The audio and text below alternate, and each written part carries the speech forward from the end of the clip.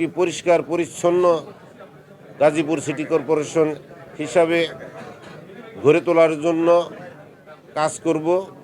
এই Gazipur city corporation একটি সবুজায়ন, একটি গ্রিন সিটি যাতে হয় সেজন্য আমি কাজ করব। আগামী বর্ষার মধ্যে ব্যাপক বৃক্ষরোপণ করে এই গাজীপুর সিটি কর্পোরেশনকে আমি সবুজ বিপ্লব ঘটানোর জন্য আমি চেষ্টা করব।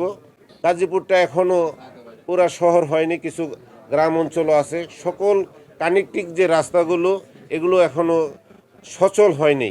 এই রাস্তাগুলোকে শহরের সাথে এবং একদম ঢাকামুখী রাস্তার সাথে পুরোপুরি যাতে সচল হয় সেই সচল করার জন্য আমি কাজ করব।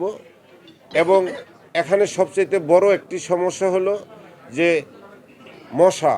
এই যে মশা, এই মশাবাহিত কিছু রোগ আছে যেটা কিনা মানুষের জীবন কেড়ে নিয়ে যায়, মৃত্যুর মুখে মানুষ ঢলে পড়ে। সেগুলো হলো ডেঙ্গু, ম্যালেরিয়া, আপনার চিকুনগুনিয়া। তো এই যে এই মশা নিধনের জন্য আমরা কাজ করতে চাই যাতে দ্রুত এই মশা আমাদের এই গাজীপুর সিটি কর্পোরেশনে আর বিস্তার না করতে পারে। আমার দলের নেতাকর্মী আপনাদেরকে আমি ইলেকট্রনিক্স এবং প্রিন্ট মিডিয়া যারা